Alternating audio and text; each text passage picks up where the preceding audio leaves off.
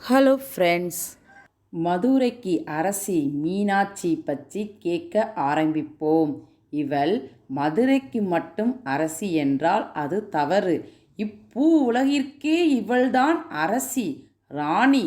மதுரையில் பாண்டிய மன்னனின் மகளாக அவதரித்து ஆட்சி பீடத்தை அலங்கரித்து இமாலயம் வரை வென்று பாண்டிய நாட்டின் கொடியை பறக்கவிட்ட பெருமைக்குரிய அரசி மதுரை மீனாட்சி. உங்க வீடு மதுரையா, சிதம்பரமா? இது போன்ற கேள்வியை தமிழகத்தில் பரவலாக ஒருவரைக்கொருவர் கேட்டுக்கொள்வதுண்டு. ஆனால் தற்போது இத்தகைய கேள்வி கேட்கப்படுவது மறைந்து கொண்டே போகிறது என்பது வேறு விஷயம். அது என்ன மதுரை, அது என்ன சிதம்பரம்? மதுரையில் இருப்பதும் சிவங்கோயில், சிதம்பரத்தில் இருப்பதும் சிவன் ஆலயம் என்றாலும் மதுரையில் சக்தி மிக்கவராக கருதப்படுகிறவர் சுந்தரேஸ்வரர் கிடையாது, அம்பாள் மீனாட்சி தேவியே. அதேபோல சிதம்பரத்தில் முக்கிய சக்தி மிக்கவராக கருதப்படுகிறவர் எம்பெருமான் நடராஜ பெருமாள். ஆக மதுரை என்றால் அக்குடும்பத்தில் மனைவியின் ஆட்சி பலமிக்கதாக திகழ்கிறது என்றும், சிதம்பரம் என்றால் அங்கு கணவரின் சக்தி கொடிகட்டி பறப்பதாகவும் அர்த்தம்.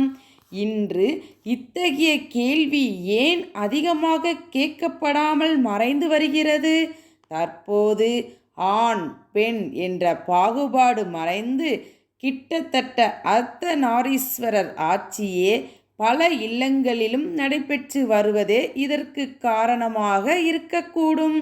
காசி விசாலாட்சி, காஞ்சி காமாட்சி, மதுரை மீனாட்சி என்று சொல்வது வழக்கு மொழி. இம்மூன்று அன்னையர்களும் ஒரே மாதிரியான சக்தியை பெற்றவர்கள் என்பதாலேயே இவர்கள் சக்தி மிக்கவர்களாக திகழ்கின்றனர். காசியில் வீற்றிருக்கும் அன்னையை விசாலாட்சி என்றும் அழைப்பர். விசாலம் பிளஸ் ஆட்சி என்றால் விசாலமான ஆட்சி செய்கிறவர் என்று பொருள்படும். இதனையே விசாலம் பிளஸ் அட்சி என்றும் பிரிக்கலாம். அதாவது அட்சயம் என்றால் கண்கள் என்று அர்த்தம். ஆக விசாலமான கண்களை உடையவர் என்றும் காசி அம்பாளின் பெயருக்கு பொருள் கொள்ளலாம். அதாவது விசாலமான விழிகளால் இப்பூ உலகை ஆள்பவள் காசி விசாலாட்சி. காஞ்சியில் தரிசனம் அளிக்கும் அன்னை காமாட்சி. காமம் பிளஸ் அட்சி என்று பிரிக்கலாம். காமம் என்றால் விருப்பம் என்று பொருள். அட்சி என்றால் ஏற்கனவே பார்த்தது போல அட்சயம், அதாவது கண்கள் என்று அர்த்தம்.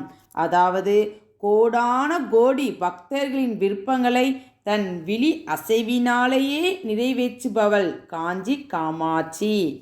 மதுரையை ஆட்சி செய்பவள் மீனாட்சி தேவி.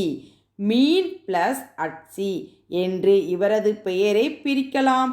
மீனை போன்ற விழி உடையாள், அதாவது எப்போதும் இமைக்காமலேயே இருக்கும் மீனின் கண்கள் இமைக்காமல் எப்போதும் விழிப்புடனே இருந்தவாறு தன் குஞ்சுகளை பாதுகாக்கும் பொறுப்புடன் இருக்கும் மீன்கள்.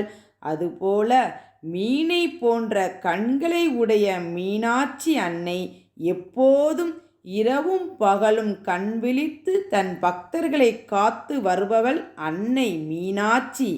இவரை மரகத வள்ளி என்றும் அழைப்பர்.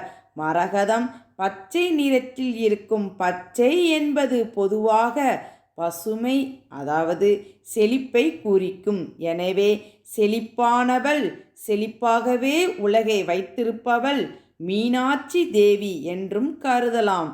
மேலும் பச்சை நிறத்தை இரக்கத்தின் அடையாளமாகவும் கருதலாம். அன்னை மீனாட்சி கருணை வடிவானவள் என்றும் எடுத்துக்கொள்ளலாம்.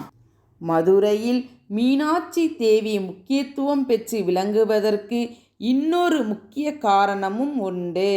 காரணம், இங்கு மீனாட்சி பிறந்ததாக வரலாறு உள்ளதால் மீனாட்சி தேவியின் சன்னிதானம் இங்கு முதன்மை பெற்று விளங்குவதாகவும் கொள்ளலாம்.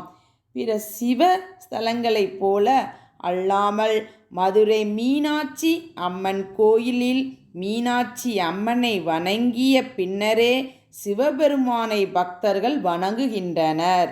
இந்த மரபு பல காலமாக கடைபிடிக்கப்பட்டு வருகிறது.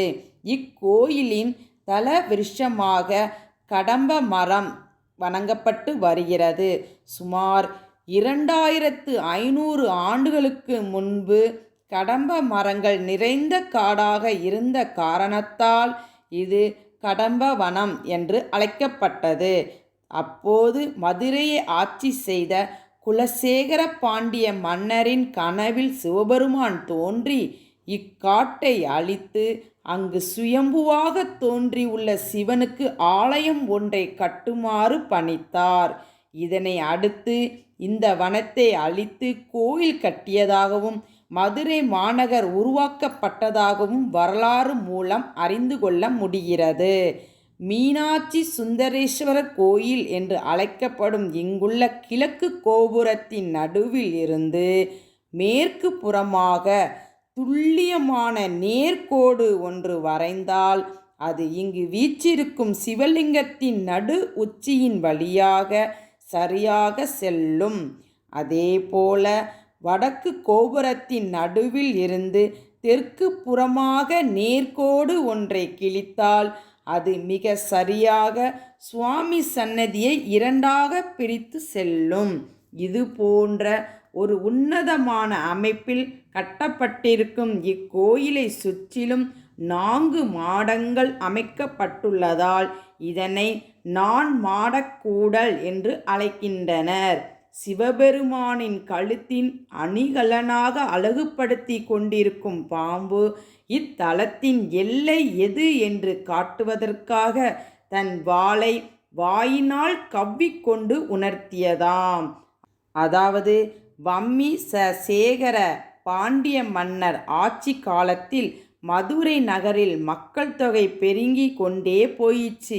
இன்னும் சில ஆண்டுகளில் மக்கள் வசிப்பதற்கே இடமில்லாத நிலை ஏற்பட நேரிடலாம் என்று அச்சம் மன்னருக்கு ஏற்பட்டது. இதற்கு என்ன செய்வது என்கிற யோசனை அவருக்கு தெரியவில்லை. எனவே கோயிலுக்கு சென்ற மன்னர் அங்கு இறைவனிடம் தனக்கு சிறந்த யோசனை ஒன்றை தெரிவிக்குமாறு வேண்டிக் கொண்டார்.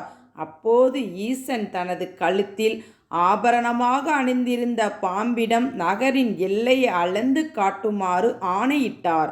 பாம்பு உடனடியாக தனது வாள் தன் வாயை தொடுகிற மாதிரியாக மிக பெரிய வட்டமான வடிவத்தை காண்பித்தது.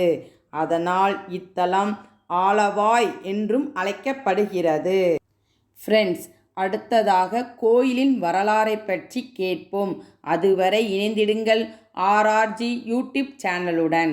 ஃப்ரெண்ட்ஸ், உங்களுக்கு என்னுடைய வீடியோ உடனுக்குடன் கிடைக்க மறக்காமல் சப்ஸ்கிரைப் பண்ணுங்கள். அதே மாதிரி இந்த வீடியோ பிடிச்சிருந்தா லைக் பண்ணுங்கள். மனசில் என்ன தோணுதோ அதை கமெண்ட் பண்ணுங்கள். மறக்காமல் உங்கள் ஃப்ரெண்ட்ஸுக்கு இதை ஷேர் பண்ணுங்கள்.